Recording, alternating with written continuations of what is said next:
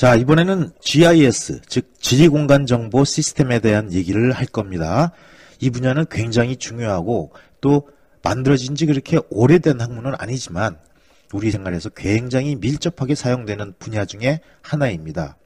과거 측량에서는 대부분의 작업이 데이터를 얻어내고 그리고 이것을 2차원, 3차원으로 분석을 하고 그리고 이 관측값을 여러 가지 방법을 통해서 얼만큼 정확한가 또는 얼만큼 정밀한 값을 얻었나 여기에 대해서 연구를 한 이후에 이 값들을 이용해서 지도를 제작하는 게 주 목적이었다고 얘기를 했었습니다. 즉 종래 측량에서는 지형도를 제작하고 그리고 이게 현대로 넘어오면서 지형에 대한 3차원 모델링하는 부분까지 자료를 활용한다고 앞에서 공부를 했었죠.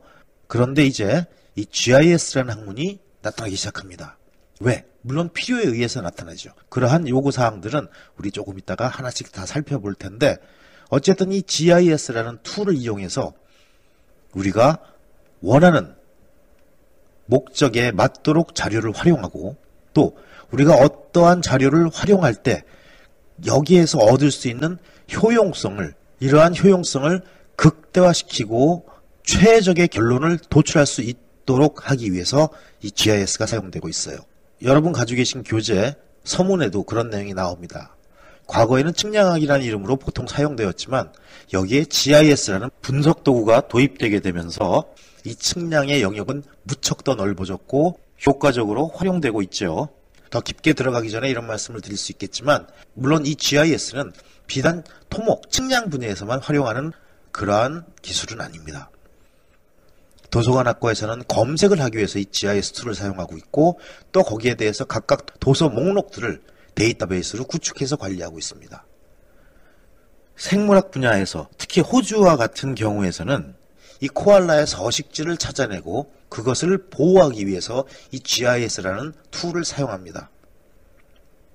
또 GIS가 여러분 다 알고 있지만 원래 만들어진 이유가 60년대 캐나다에서 그 많은 나무들, 즉 산림 자원들을 어떻게 하면 효과적으로 보존하고 이용할 수 있을까라는 생각으로 만들어지게 되었습니다. 즉 이 GIS는 어떤 분야이든지 그 활용할 수 있는 범위가 무척 넓고 또 그 분석 또한 아주 파워풀한 막강한 기능을 제공해 줍니다. 우리는 여기서 GIS에 대한 모든 분야를 다룰 수는 없어요. 하지만 기본적인 얘기를 다루고 여러분들 목적에 맞는 GIS를 만들어 나가면 훨씬 여러분들이 하고자 하는 분석이나 결론에 쉽게 도달을 하고 훨씬 더 좋은 결과를 얻을 수 있다는 것. 그래서 강력한 툴이라는 것. 요거를 먼저 염두에 두고 그리고 우리가 우리 분야에 맞는 즉 여기서는 측량에 적합한 그런 부분들에 대해서 중점적으로 설명을 해 나갈 겁니다. 자, 먼저 GIS의 정의부터 설명을 합니다. GIS는 지리공간정보체계라고 얘기를 합니다. 그래서 원어로는 Geographic Information System이라고 표현을 하고요. 지리에 대한 거 또는 지형에 대한 거 이것만 현재 우리의 관심사가 아니고 공간에 관한 얘기도 우리한테 굉장히 중요한 관심 대상이기 때문에 GSIS라고 부르기도 합니다. 그러면 먼저 우리가 이 어원부터 한번 살펴보죠. 이 지오그래픽에서 지오는 지형을 뜻합니다. GEO, 지오. 이건 그리스 말로 대지를 뜻하는 가이아에서 나온 말이에요. 지오. 그래서 지오라는 것은 땅, 지형을 뜻하는 단어입니다. 그래서 지오가 들어간 단어가 여러 가지 있죠. 자, 여러분 TV 채널 중에 벌써 눈치챈 사람 있네? 맞아요. 내셔널 지오그래피. 그쵸? 이 지오그래피 역시 지형이란 뜻입니다. 또 뭐가 있을까요? 예, 지질 뭐라 그러죠? 지알러지. 그래서 이 지알러지는 땅의 성질을 규명하는 학문입니다. 지오 역시 땅이라는 의미가 들어가 있어요. 또 지오데시 뭐였어요? 앞에서 우리가 측지학을 얘기할 때 지오데시라고 얘기했습니다. 지오데시. 그렇죠? 그래서 WGS에서 World Geodetic System 세계 측지 좌표계 즉 지오데시의 형용사형 측지학의 형용사형인 지오데틱이 사용된 것도 기억하고 있죠. 또 지오메트리 뭐예요? 기하학. 그렇죠. 기하학. 지오메트리에 또 지오가 들어갑니다. 이 어원에서 알 수 있듯이 원래 지오메트리는 땅의 길이와 면적 이런 거를 계산하는 그런 수학의 한 분야이죠. 요즘에 이제 이 기하학이란 말을 잘 안 쓰지만 옛날 한 30년, 40년 전에 우리 부모님 세대들은 수학을 배울 때 기하학과 대수학을 나누어서 공부를 했었답니다. 또 뭐가 있어요? 평균 해수면을 육지까지 끌어들였다고 가정한 가상의 공면 뭐예요? 지오이드. 중력과 관련된 지오이드. 여기 역시 지오, 땅이라는 말이 들어갑니다. 그 다음에 그래픽은 뭐예요? 그린다는 뜻을 갖고 있어요. 지오그래픽은 지형이라는 뜻입니다. 그래서 GIS 하면 지형 정보 시스템이라고 표현을 했었죠. 이게 이제 공간에 관한 개념이 들어가면서 공간, 우주공간, 스페이스, 그쵸? 이게 들어가면서 지오스페이셜 인포메이션 시스템이라는 말도 생겨나게 돼요. 지형뿐만 아니라 공간에 대한 정보를 다룬다는 얘기죠. 그래서 현재는 이 GIS를 사용하는 그런 학자도 있고 GSIS를 사용하는 학자도 있습니다. 하지만 궁극적으로 우리가 알아야 될 건 뭐다? 지형에 관한 정보뿐만 아니라 우리는 공간, 즉 지하, 수중, 해양, 우주 공간까지 모든 정보가 다 GIS의 데이터로 사용된다는 사실. 요거는 꼭 기억하고 있어야 돼요. 그래서 이 어원을 통해 살펴본 GIS는 뭔가요? 자, 지구, 지표, 공간, 우주. 결국은 뭐죠? 우리가 활동하는 모든 공간들이에요. 여기서 여러 가지 수많은 또 다양한 그런 자료를 수집하고 정보화를 합니다. 이 인포메이션, 여기서 GIS의 say information은 바로 데이터, 자료와 같은 의미를 사용해야 돼요. 정보화한다, 즉 informatization, 정보화한다, 데이터를. 그래서 이걸 어디다 넣어요? 컴퓨터에 집어넣어요. 어떻게 넣어요? 컴퓨터 뚜껑을 열고 정보를 넣고 뚜껑을 닫고? 그게 아니죠. 하드디스크라든지 기타 저장 매체를 통해서 컴퓨터에 집어넣습니다. 이렇게 여러 가지 데이터, 즉 정보가 컴퓨터에 모이게 되죠. 그리고 이게 만약에 구조적으로 짜임새 있게 서로 연관성 있는 종류, 이렇게 모인 데이터들을 우리가 뭐라고 부르죠? 예, 데이터베이스라고 부릅니다. 그래서 이러한 모든 정보를 컴퓨터에서 종합적으로, 그 다음에 연계적으로 이렇게 처리하는 분석을 해요. 시공간적 분석이라고 돼 있죠. 네, 시간에 따른 분석, 공간에 따른 분석, 이러한 여러 가지 분석을 통해서 결국은 우리가 얻어내고자 하는 게 무엇이냐, 이걸 이용해서 최적의 효과를 만들어낸다는 얘기입니다. 즉, 이 자료의 효용성을 극대화하기 위해서 만들어진 시스템이 바로 GIS라는 시스템이에요. 자, 이 GIS를 정상적으로 구동하기 위해서는 먼저 컴퓨터가 필수입니다. 여기에는 물론 하드웨어와 소프트웨어가 있겠죠. 거기에 대해서는 뒤에 가서 자세히 다루도록 하죠. 또 자료가 있어야 돼요. 자료가 없이는 우리가 원하는 결론을 얻어낼 수가 없어요. 또 마지막으로 누가 해야 돼? 사람이 해야 됩니다. 즉 인적 자원이 필요하다는 얘기죠. 그래서 컴퓨터와 데이터와 맨파워, 즉 사람, 이 세 가지가 GIS에서 필요한 필수 요소입니다.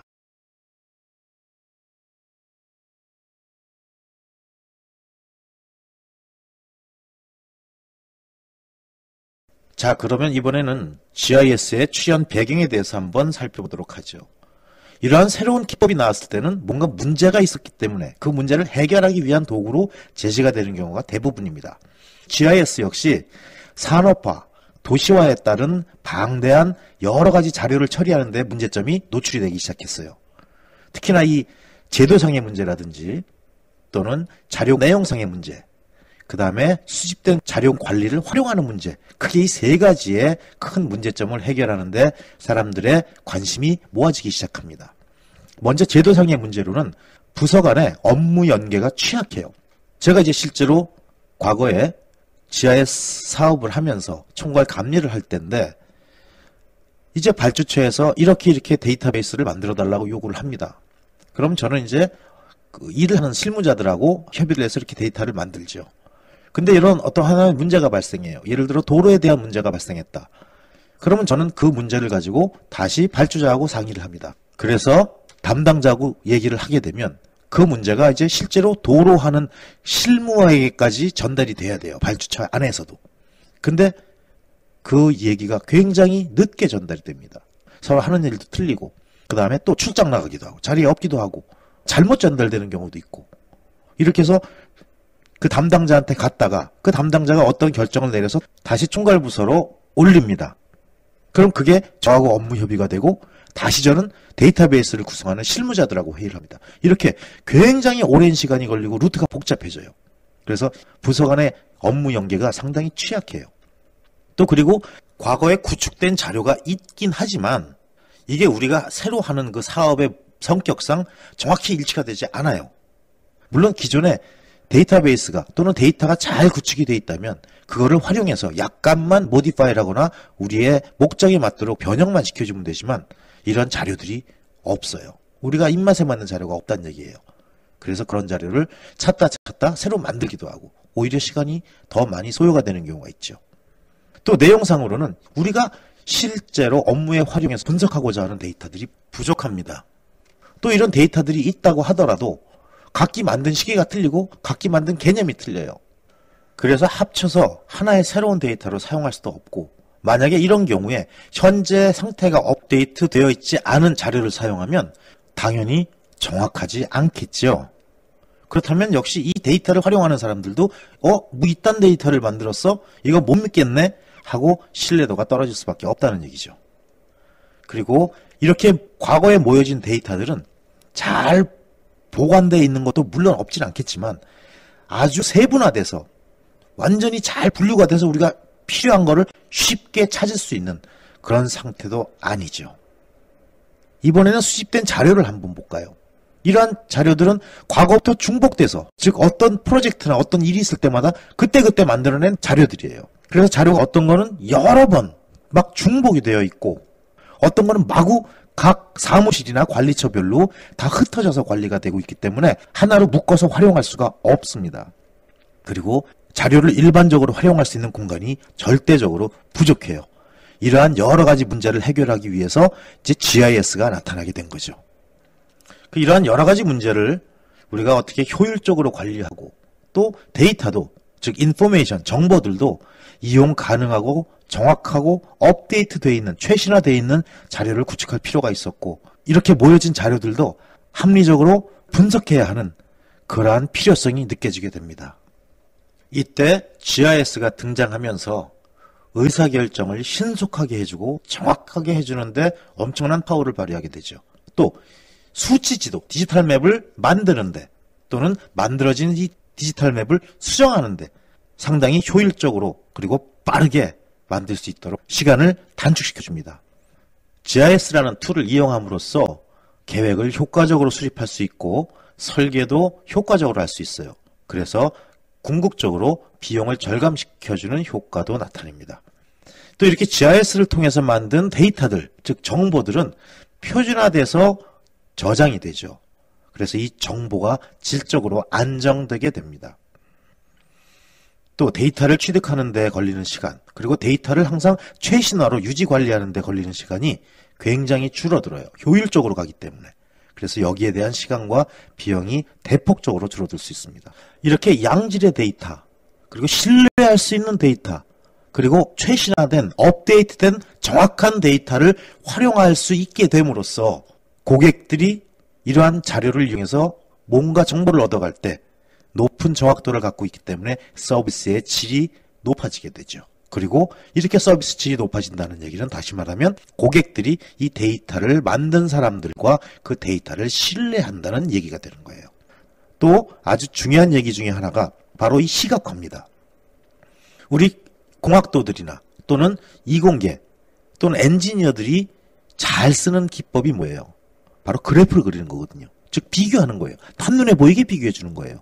이렇게 결과를 딱 시각화를 해놓으면 이거보다 이게 이만큼 향상이 됐구나 라는 판단이 굉장히 빠르게 되죠. 그래서 GIS를 통해서 시각화시켜줌으로써 판단이 빨라지고 정확한 결과와 이해가 가능하다는 얘기죠.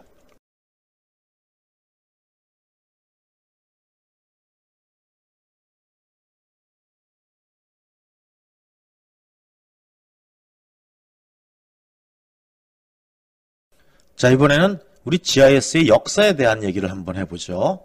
GIS 역사. 이 GIS는 사실은 1959년 GIS 소프트웨어 표준들이 포함된 미모라는 모델이 제시가 됐습니다. 토블러에 의해서. 예, 미모는 맵 인, 맵 아웃이에요.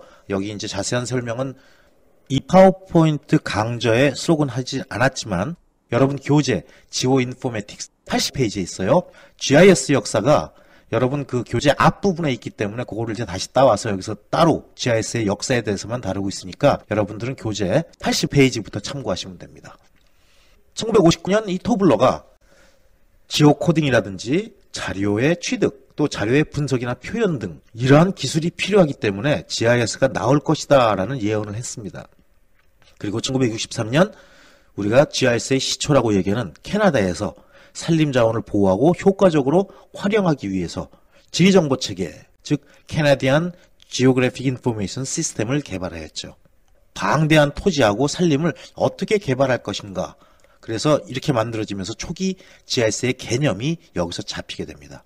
또 비슷한 시기에 미국 뉴욕주에서도 자원관리를 위해서 LUNR, Land Use and Natural Resources, 즉 Land Use, 토지 이용이죠. Natural Resources, 천연자원 개발을 위해서 GIS와 비슷한 도구가 나타나기 시작해요.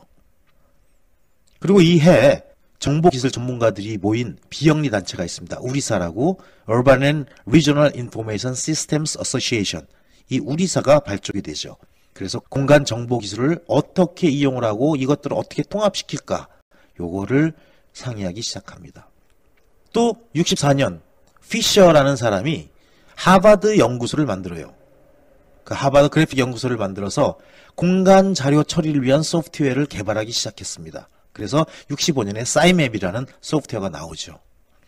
이 연구소는 나중에 GIS 산업에서 엄청난 공헌을 하게 되는데 여기 출신의 연구원들이 굉장히 많은 GIS와 관련된 굴지 회사들을 세웁니다. 인터그래프라든지 ESRI라든지 얼다스라는 이런 GIS 소프트웨어 개발 업체들을 이 연구소 출신들이 만들게 되죠. 그리고 또 1967년 미국 통계청에서 인구 분석을 하기 위해서 DIME, Dual Independent Map Encoding이라는 파일 시스템을 개발해요. 그래서 위상관계를 최초로 도입하기 시작합니다. 이 위상관계, 토폴로지는 굉장히 GIS에서 중요한 용어 중에 하나인데 쉽게 얘기를 하죠. 즉 그래픽 데이터나 또는 영상 데이터를 속성 데이터하고 연결시켜주는 위상, 요거를 연결해주는 그런 기법이라고 생각하시면 돼요. 나중에 자세히 다룰 거예요. 그리고 이 다임 시스템이 나중에 타이거, 약자를 따서 만든 말인데 재밌네요. 네, 타이거, 호랑이에요. 예, Topologically Integrated Graphic Encoding and Referencing 이라는 이 타이거라는 그 소프트웨어의 모델의 전신이 됩니다. 70년대에 들어오면서 컴퓨터가 본격적으로 등장해서 사용되기 시작합니다.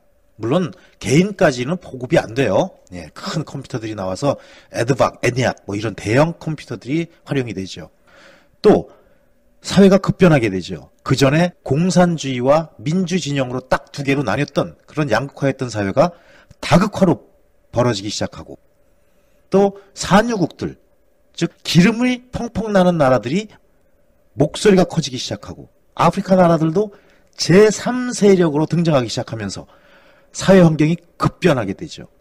이렇게 급변하는 사회 환경의 변화를 제대로 처리할 수 있는 처리 도구가 필요하게 됩니다. 이때 또 CAD라고 나오죠. 예, 지금 우리가 사용하는 그 오토캐드의 전신이라고 보시면 돼요. 오토캐드하고는 조금 성격이 틀리고 여기 이제 CADD 하고 있죠. 컴퓨터를 활용한 설계와 출력입니다. 지도 제작. 이런 CAD가 나오고요.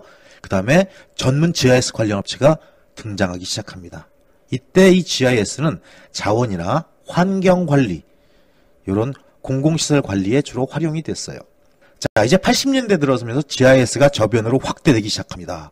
이제 벡터라는 기법이 나와요. 우리 앞에서 그 레스터라는 기법이 1960년대에 시작이 되기 시작했는데 이 레스터와 벡터 굉장히 중요한 요소들입니다. 우리는 여기서 간단히 지금 정리만 하고 뒤에 가서 자세히 다룰 겁니다. 앞에서 간단히 그 개념만 정리하고 들어갈게요. 레스터 하면은 이미지라고 생각하세요. 영상, 컴퓨터 그래픽. 이거는 점점 확대하면 어떻게 돼요? 예, 픽셀이라고 불리는 정사각형.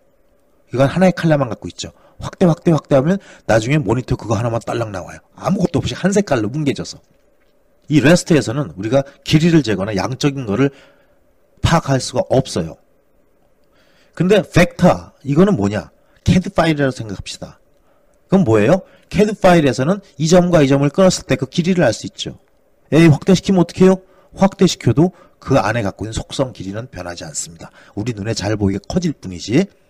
이렇게 해서 벡터는 CAD 파일로 정의를 합시다. 그럼 REST와 벡터, 이미지와 CAD 파일, 일단 이렇게 정리를 하고 뒤에 가서 자세히 다룰 거예요. 자, 그리고 이 벡터가 드디어 튀어나왔죠. 그리고 위상구조, 즉 토폴로지가 본격적으로 받아집니다. 그 다음에 데이터베이스가 이제 본격적으로 등장하면서 관계형 데이터베이스가 나와요. 그 전에 나왔던 플랫 파일형이라든지 계층형이라든지 또는 오브젝트 오리엔티드, 즉 객체 지향형, 이런 것들이 점차 발전되면서 관계형 데이터베이스가 등장하기 시작해요.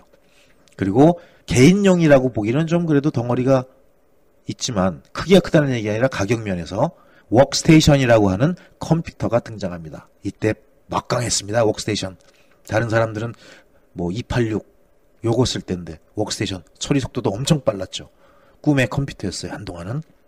그렇게 되면서 정부 하부 조직하고 이제 민간 영역으로 GIS가 점점 확대되기 시작하는 게 바로 80년대입니다.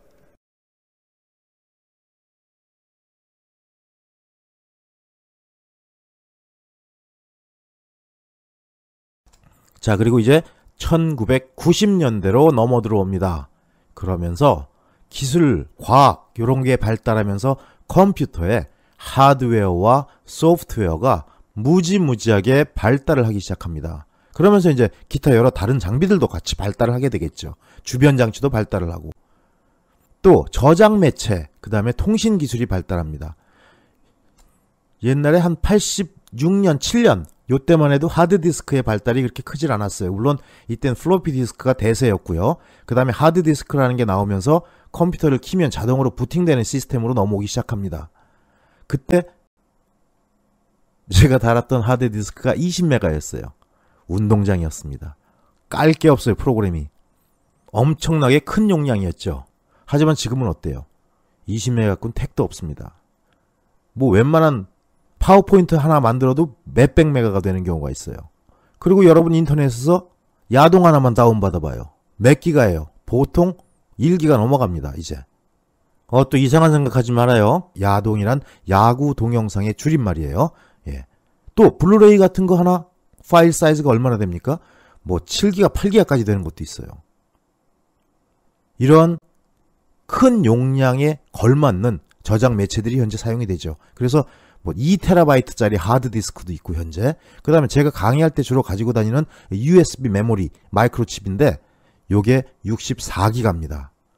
엄청나게 저장 매체가 발달하게 됩니다. 그 다음에 통신 기술도 마찬가지예요. 90년대 중반만 해도 그렇게 핸드폰이 보급이 안 됐었어요. 하지만 지금은 어때요? 핸드폰이 뭐 그냥 핸드폰인가요? 뭐 스마트폰? 뭐 별로 게 다 들어가요. TV 보는 건 기본, 음악 듣는 것도 기본, 사진까지 찍어야 되는데 엄청나게 빠른 속도로 또 전송도 가능하죠. 이렇게 통신 기술이 엄청나게 발달됩니다. 그리고 또 우리의 생활을 바꾸는 것 중에 하나가 바로 이 GPS, 우리가 GNSS라고 얘기하는 이 글로벌 포지셔닝 시스템. 이 당시에는 이제 주로 미국의 GPS가 올라가서 활용이 되기 시작하죠. 물론 글로나스도 살짝 올라갔다가 그 다음에 이제 러시아의 재정악화로 개수가 많이 줄어들긴 하지만 어쨌든 이러한 위치결정 체계들이 발달이 되고 보급이 되면서 이 세계는 점점 더 빠르게 변화가고 빠르게 진보돼 가기 시작합니다. 그 다음에 이제 3차원 GIS가 등장하기 시작해요. 과거에 우리 지도에서 다루었던 위치들은 2차원 자료입니다. 물론 지도의 등고선은 높이 정보를 포함하고 있기 때문에 지도 자체가 3차원 좌표를 가지고 있다고 얘기할 수도 있겠지만 어쨌든 2차원의 기반을 둔 거예요. 그러다가 지도도 이제 수치 지도로 들어가고 완전히 3차원화 되는 거죠. 그 다음에 이런 지도나 여러가지 지형 모델링의 3차원 값을 기본으로 하는 GIS가 활용되기 시작합니다. 그 다음에 또 인터넷이 보급돼서 활용되죠. 저는 80년대 말 90년대 초반 요때 이제 모뎀을 사용하기 시작했어요. 그래서 전화를 통해서 네트워크망에 접속을 해가지고 그 네트워크를 하면서 한국경제에서 보급하던 그 캐텔이라는 게 있습니다. 우린 개털이라고 불렀는데 그걸 통해서 이제 밤새 채팅하는 그런 신세계에 빠져들었죠. 그래서 그때는 전화비가 한 달에 막 10만 원 넘게 나오고 막 그랬었어요. 어쨌든 간에 그때 제가 조금 더 깨어 있었다면 아마 인터넷 도메인들을 꽉 잡아놨을 거예요. 뭐 USA.com, MS.com, IBM.com 뭐 이런 거. 그러면 꽤 돈이 됐을 텐데 그때는 그렇게까지 활용될 줄 몰랐죠. 어쨌든 이렇게 네트워크가 점점 발달되면서 인터넷이 활용되는 단계로 들어옵니다. 그러면서 인터넷을 통해서 GIS를 보급하는 그러한 움직임도 나타나기 시작했고, 그래서 이제 GIS가 생활화 단계로 접어들게 됩니다. 자, 그 다음에 이제 우리나라의 역사네요. 1995년 우리나라 국가주도로 제1차 NGIS, National GIS, 즉 국가 GIS 사업이 시작됩니다.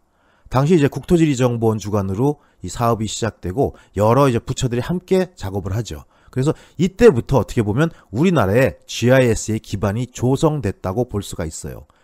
그래서 이 NGIS 1차 사업이 시작되면서 우리나라의 지도를 모두 수치 지도로 제작하는 시스템이 도입이 되고 수치 지도로 모두 바꾸는 작업이 시작이 됩니다. 그래서 도심지에서는 1대 1000의 축척을 갖는 지도를, 소도시에서는 1대 5000의 축척을, 그리고 산악지에서는 1대 25000의 축척을 갖는 전국을 이 수치지도로 제작을 하기 시작하죠. 물론 초창기의 수치지도는 엉망이었습니다. 그 이유는 이 수치지도를 제작하기 위해서 새로 항측을 하든가 어떤 새로운 측량 기법으로 데이터를 모은 게 아니고 기존에 있는 종이지도를 스캔하거나 또는 디지타이징 하거나 해서 그 종이지도가 가지고 있는 오차를 그대로 다 가지고 수치지도를 제작했기 때문에 처음엔 엉망이었죠.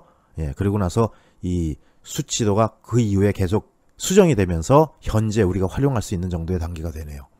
그 다음에 2001년 또다시 국가의 5년 정책으로 NGS 사업이 다시 시작이 됩니다. 그래서 제2차 NGIS 사업이 시작되고 여기서는 수치지도의 표준화와 활용 방안에 대한 논의가 심도 깊게 진행이 돼서 과거에 즉 1995년부터 제작된 수치지도를 다시 정교하게 만드는 작업이 시작이 되죠. 그리고 이때 인공위성을 이용한 영상 지도를 제작하는 연구가 활발하게 진행되기 시작합니다.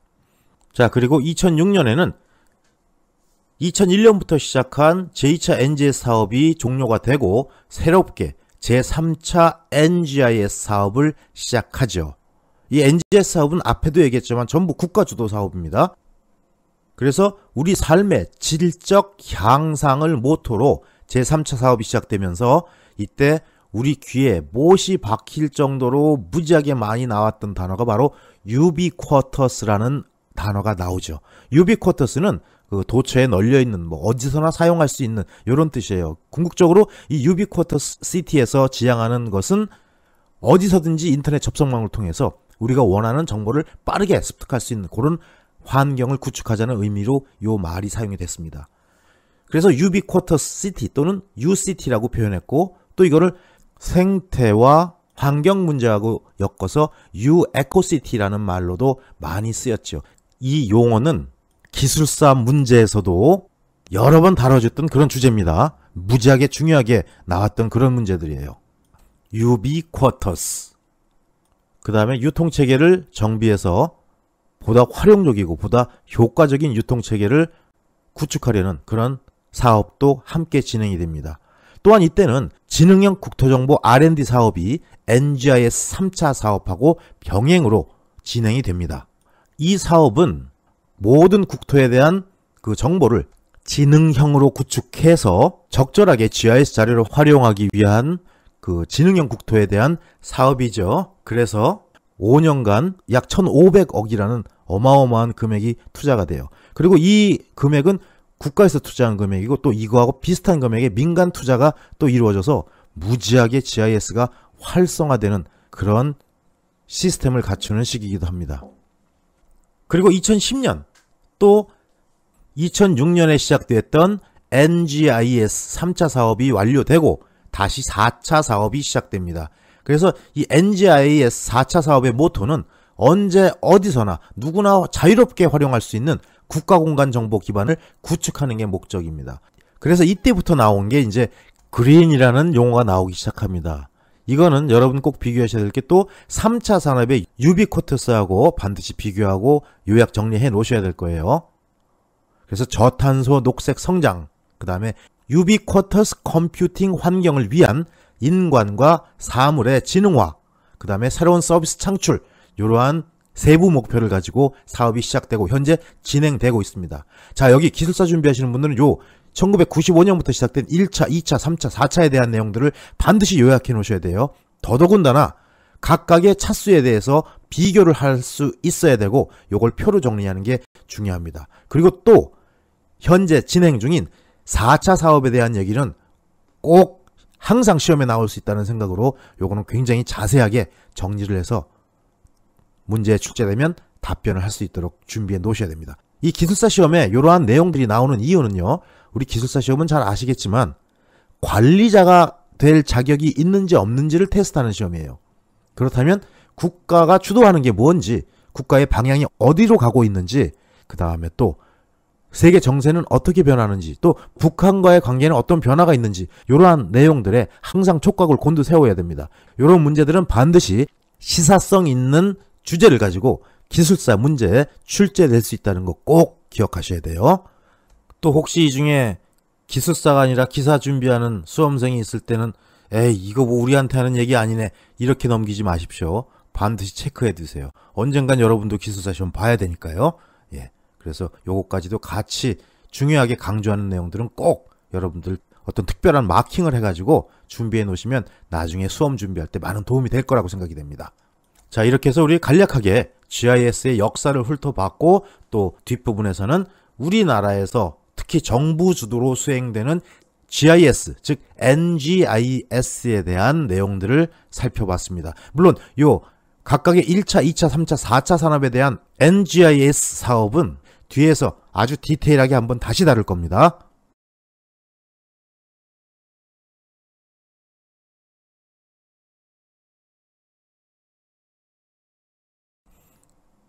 자, 이번에는 우리 GIS의 활용 분야에 대한 얘기를 해보도록 하죠. 자, 먼저 지리공간 정보 시스템이 있네요. 예, 지리공간. 공간까지 포함시킨다는 얘기를 했었고요, 앞에서. 자, 이건 GIS. 순수한 목적의 GIS입니다. 그래서 Geographic Information System. 이렇게 얘기했고요. 이게 바로 지리공간 정보 시스템의 시초입니다. 그리고 지리공간 정보 시스템 중에서 지형과 지리에 관련된 자료만 취급하는 정보 체계를 우리가 지리공간 정보 시스템 GIS라고 얘기를 하죠. 그리고 토지 정보 시스템이 있네요. 예, 이건 LIS라고 얘기합니다. 하여간 IS 무슨 인포메이션 시스템하고 붙으면 무슨 정보 체계가 다 되네요. 예, LIS Land Information System. 자, 이건 먼저 필지라는 용어가 먼저 나옵니다. 예, 필지.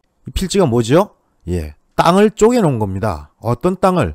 국가의 주권이 미치는 모든 영토, 즉 국가의 모든 영토를 구획해 놓은 단위가 필지입니다. 지적에서 사용하는 용어죠. 예, 이렇게 필지로 나누어 놓은 토지에 대한 이용, 개발, 행정, 다목적 지적 등을 처리하는 분야가 바로 토지정보 시스템입니다. 그래서 주로 지적에서 활용하고 다목적 국토정보, 토지 이용 계획 수립, 지형 분석 및 경관정보 추출, 토지 부동산 관리, 입체 영상 정합 기법 이런 걸 이용해서 지형도나 지적도를 만드는데 이러한 제작을 자동화하는 여러 가지 지적 정보를 구축하는 시스템이 바로 토지 정보 시스템입니다.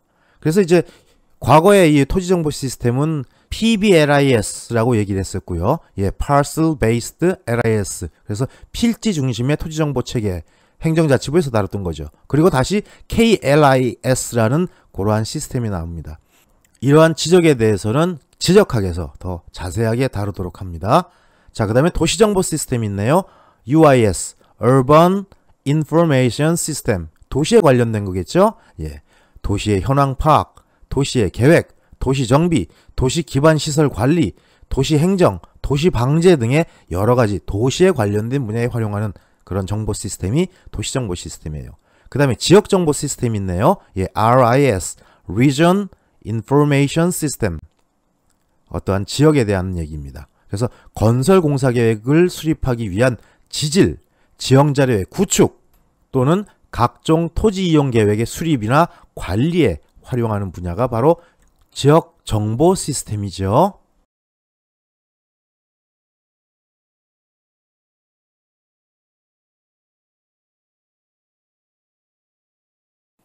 자, 이번엔 측량정보 시스템이라고 있네요. 예, SIS, Surveying Information System. 여기서는 측량 성과 정보 또는 측지 정보, 또 사진 측량 정보, 원격 탐측 정보 이런 것들을 수집하고 DB, 즉 데이터베이스를 구축을 합니다. 그래서 이거를 이용해서 각종 공사의 입안이나 설계 또는 건설 그리고 유지 관리까지 활용하기 위한 시스템이 바로 측량 정보 시스템 SIS입니다. 자, 도형 및 영상 정보 시스템이 있네요. GIIS라고 표현했습니다. Graphic Image Information System. 그래서 수치 영상 처리하거나 전산 도형 해석을 하거나 또는 전산 지원 설계 또는 모의 관측에 활용하는 정보 시스템이 바로 도형 및 영상 정보 시스템이네요. 또 자원 정보 시스템이 있습니다. 이건 RIS라고 했네요. Resources Information System. 그래서 농산 자원 정보 또는 산림 자원 정보 또는 수자원 정보 등의 여러 가지 정보를 관리하는 게 바로 이 자원 정보 시스템이고요.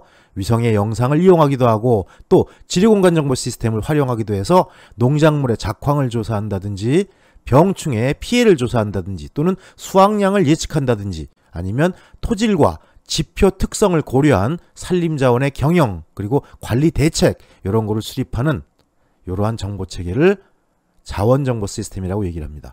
그리고 조경 또는 경관정보 시스템이라고 있네요.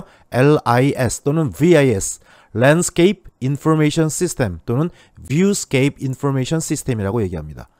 자, 수치 지형 모델 뭐예요? DTM 또는 DEM을 얘기하는 거죠.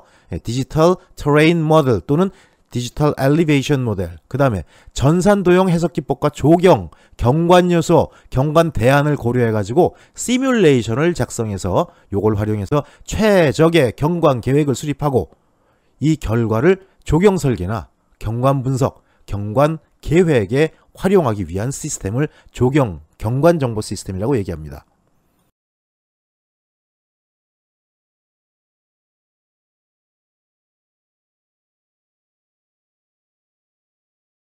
자, 그리고 이번엔 환경정보 시스템이네요.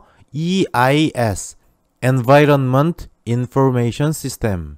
자, 여기서는 대기오염 정비, 또 수질오염 정보, 유해 폐기물 위치 평가, 이러한 각종 오염원을 생성하고 또 여기에 관련된 정보를 효율적으로 관리하는 그러한 정보 시스템입니다. 그래서 자연환경, 생활환경, 생태계의 경관 변화 예측, 대형 시설물의 건설에 따른 일조량의 변화 이런 거를 예측할 수 있는 그러한 정보 시스템이죠. 그리고 지하 정보 시스템이 있네요. UIS. 이건 아까 Urban Information System, 도시정보 체계하고 이니셜은 같지만 다른 내용입니다. 아까 앞에서 urban 할 때 U는 도시라는 urban에서 온 거고 여기에 U는 underground입니다. 그래서 여기 UIS는 Underground Information System이라고 얘기를 하네요. 지하시설에 대한 정보를 관리하는 정보 시스템이에요. 그래서 지하도로, 상하수도, 통신, 가스, 전기, 소방도 등 여러 가지 지하시설물과 또는 이와 관련되는 지상정보와 연계해서 관리하는 시스템이 바로 지하정보 시스템입니다. 그리고 해양정보 시스템이 있네요. 예, MIS, Marine Information System이라고 되어 있습니다. 해저의 영상정보, 해저 지질정보, 해상정보 이런 것들을 관리하는 시스템이고 해류 흐름의 변동, 수온의 분포와 변화 조사, 어로자원의 이동 상황, 그리고 어장 현황 예측 이런 것들을 다루는 정보 시스템을 해양정보 시스템이라고 얘기합니다. 그리고 이제 국방정보 시스템이 있네요. NDIS, National Defense Information System. 국방에 대한 얘기겠네요. 예, 가시도 분석한다든지 이 가시도는 사격거리, 사격 방향 또는 포격 가능한 지역 이런 거를 분석할 수 있는 건데 국방 쪽에서 쓰지 않으면 보통 이동통신회사에서 많이 씁니다. 안테나를 어디 세워가지고 어느 지역까지 커버할 수 있는지 또는 텔레비전의 송신탑 같은 걸 세울 때도 어느 지역까지 가급적 넓은 지역을 포괄해야 되니까 이러한 가시도를 분석하는데 많이 활용하게 되죠. 이러한 가시도 분석은 GIS가 가지고 있는 가장 막강한 분석 기법 중에 하나입니다. 그 다음에 국방정보에 대한 자료 기반을 확충하고 또 작전 정보 구축에 활용할 수 있습니다. 그래서 최근에는 인공위성 데이터를 이용해 가지고 전체 지역의 지형도를 작성한다든지 수치 지역 모형을 중첩해 가지고 이 결과에 의한 미사일 공격 목표를 선정한다든지 또 최대 공격 효과의 예측, 이러한 것 같은 군 관련 정보를 주로 다루는 시스템을 국방정보 시스템이라고 얘기하죠.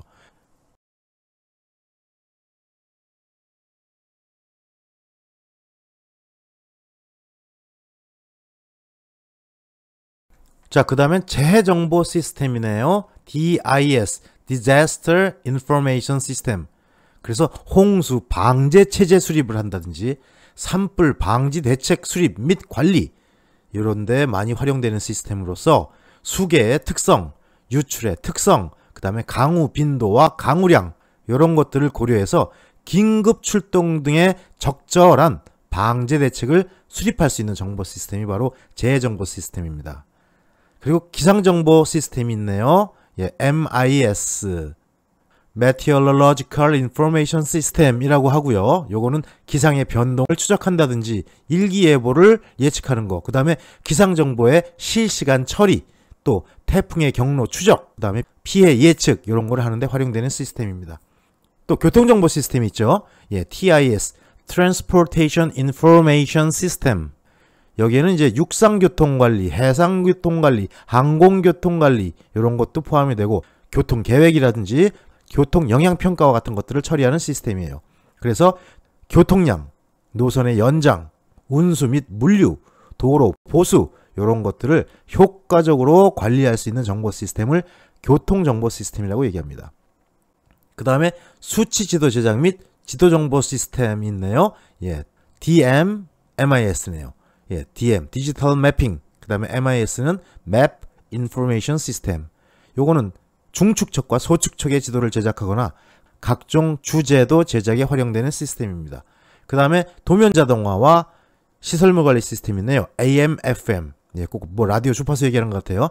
AM, Automated Mapping. 그 다음에 FM, Facility Management. 시설물 관리네요.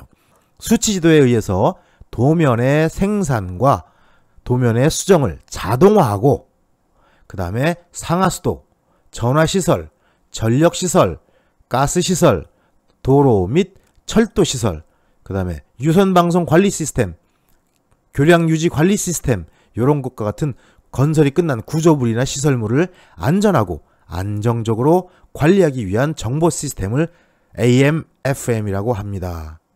예, 종류가 무지하게 다양하죠.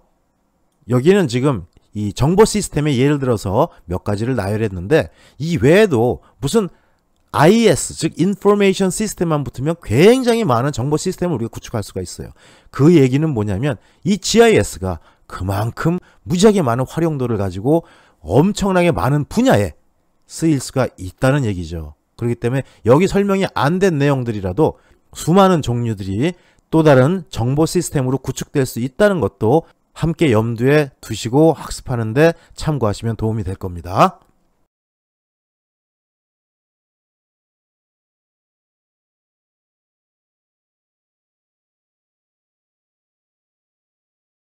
자, 앞에서 우리는 GIS의 구성에 대해서 간략하게 얘기한 적이 있어요. GIS에서는 세 가지가 필수적이다. 뭐, 일단 컴퓨터가 필수적이다. 그리고 데이터베이스, 자료가 필수적이고, 그리고 사람, 이게 꼭 있어야 된다라고 얘기를 했습니다. 자, 먼저 컴퓨터는 하드웨어와 소프트웨어로 구분할 수 있어요. 하드웨어는 말 그대로 유형의 전자장치라고 생각하시면 돼요. 우리가 쓰는 컴퓨터죠. 예, 그래서 입력장치도 있고 출력장치도 있고 그 다음에 CPU라고 하는 중앙처리장치도 있고 또 각종 자료를 저장하기 위한 저장장치도 있습니다. 이제 데이터베이스가 활성화가 되면서 한 군데다 모든 데이터를 모아놓는 게 효율성은 있어요. 하지만 우리가 흔히 얘기하는 것처럼 해킹을 당하거나 어떤 보안상의 문제가 생길 때는 오히려 한 번에 다 날아갈 수가 있죠. 그래서 중앙집중식과 분산식 이 두 가지로 적절히 구성하는 게 현재의 트렌드입니다. 자, 그리고 컴퓨터의 소프트웨어. 이건 컴퓨터에 사용하는 각종 프로그램들이에요.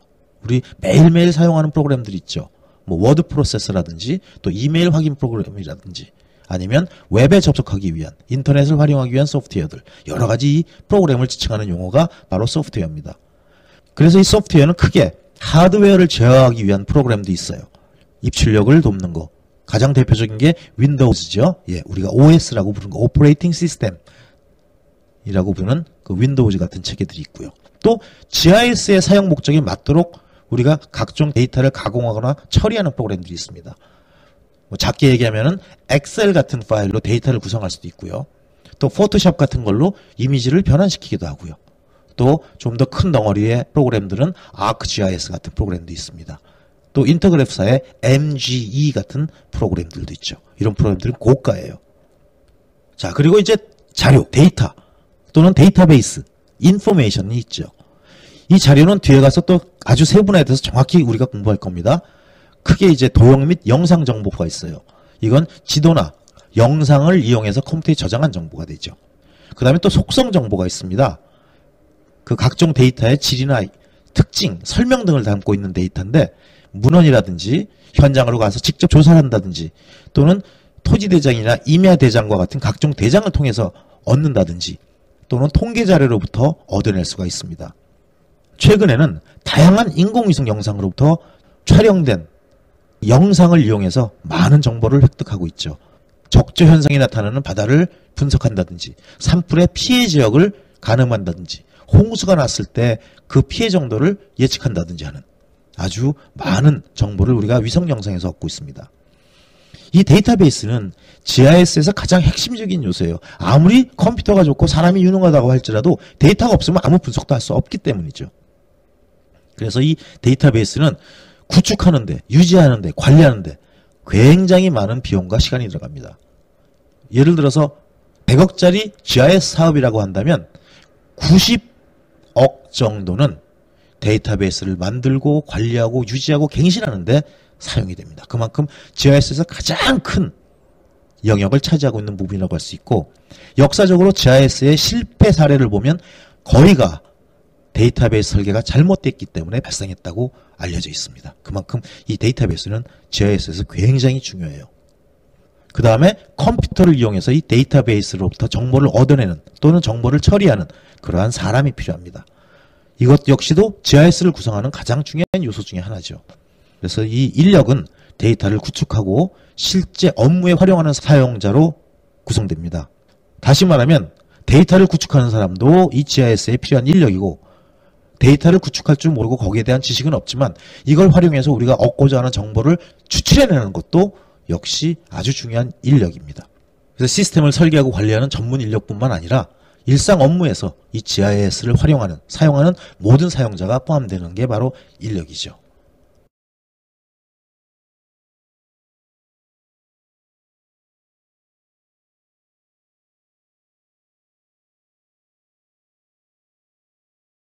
요거를 도식화해서 그려놓은 그림이 바로 그 다음 그림입니다. 자, 컴퓨터의 하드웨어와 소프트웨어가 있죠. 하드웨어는 입력 장비, 그 다음에 데이터 분석 및 연산 장비, 그리고 출력 장비, 또 컴퓨터와 컴퓨터 또는 컴퓨터와 어떤 다른 기계를 연결하는 통신 장치로 구성이 됩니다. 자, 그리고 소프트웨어는 대표적인 소프트웨어가 컴퓨터를 먼저 켜서 돌릴 수 있어야죠. 컴퓨터가 우리 명령을 받을 수 있도록 준비가 되는 상태, 즉 운영체계, 오퍼레이팅 시스템이라고 얘기하는 그런 소프트웨어가 있고요. 또 그래픽 처리 소프트웨어가 있습니다. 또 오라클 같은 데이터베이스 관리 소프트웨어가 있고, 지도 제작을 하거나 분석을 하는 소프트웨어가 있고, 여기에는 이제 우리가 잘 알고 있는 오토데스크사의 오토캐드도 여기에 포함이 되겠네요. 그 다음에 우리가 구축하고 우리가 활용하기 위한 데이터베이스가 있어요. 여기는 크게 공간 데이터와 속성 데이터로 구분할 수가 있습니다. 그리고 이것들을 다 엮어서 관리할 수 있는 또는 사용할 수 있는 그런 조직과 인력이 필요합니다. 이 모든 것이 바로 GIS의 가장 중요한 핵심 요소들이죠.